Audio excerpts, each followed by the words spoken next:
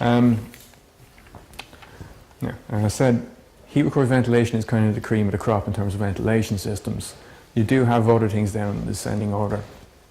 And I said natural ventilation is the grills in the walls. The simplest way of doing it, but it's not controllable. Excuse me. There is another system known as demand control ventilation. I know it sounds fancy, don't worry about it. It's basically grills in the wall and a central extract system. But the grills in the walls are not just a little plastic grill with holes in it.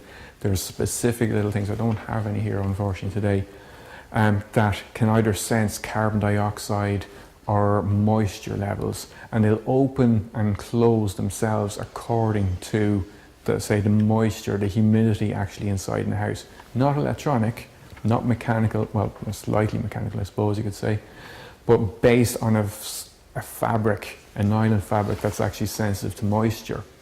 So if it's getting particularly humid inside in a, say, a bedroom or a sitting room or whatever, it allows that vent to open up more to allow more air to be brought into that room. And if there's no one in there, and there's no breathing taking place, there's no moisture being put into the air, it closes it down again, therefore reducing the ventilation rate in there, reducing the heat loss. Now it's not as advanced as heat recovery ventilation, but it is more controlled than a natural ventilation system, and there's far less ducting involved.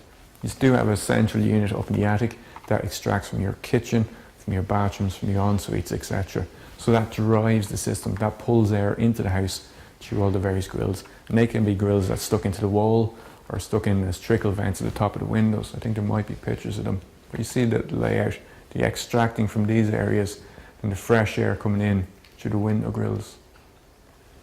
Do I have pictures of them? So there's just an attic unit. There's just a picture of a bathroom one, for example, where you have a little sensor.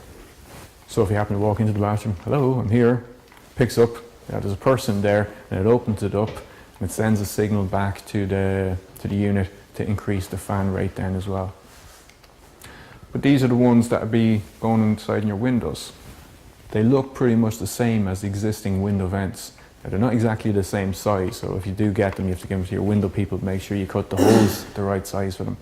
But essentially, they don't look any different, but they do open and close according to the humidity inside in the house, and therefore control the ventilation rate. And this would be the part that would go inside, say up in your bedroom wall or up in your sitting room wall on the inside of your grill coming in. Now, I suppose I should say in any of these ventilation systems, these are to provide the ventilation for the house. They don't provide the ventilation for a fireplace or a stove. That must have its own dedicated vent. There's certain sizes typically.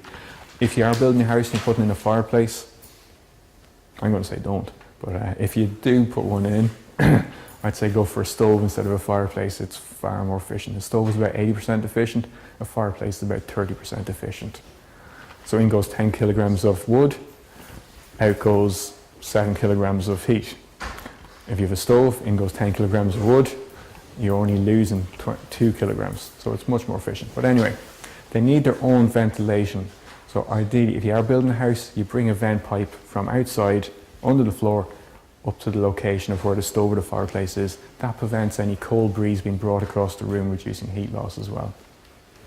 Now, it's a simple thing done at the beginning of a build that can make a big difference to the comfort inside in that sitting room. Sorry, are you saying do it under the floor rather than through the chimney? Sorry, I might have missed it. Oh, sorry, the fresh air for, you see, so you got a fire, it needs fresh air, so bring the fresh air in, ideally in a duct underneath the floor, up to the fireplace location. Obviously the smoke still goes up out the chimney. Yeah. Always use chimney closures as well. Advantages of it, it's more efficient than natural ventilation. It only ventilates as much as the rooms require according to the occupancy of the room. So if you have 20 people all crammed into your sitting room for a dinner party or something like that, the thing's wide open, letting in the air.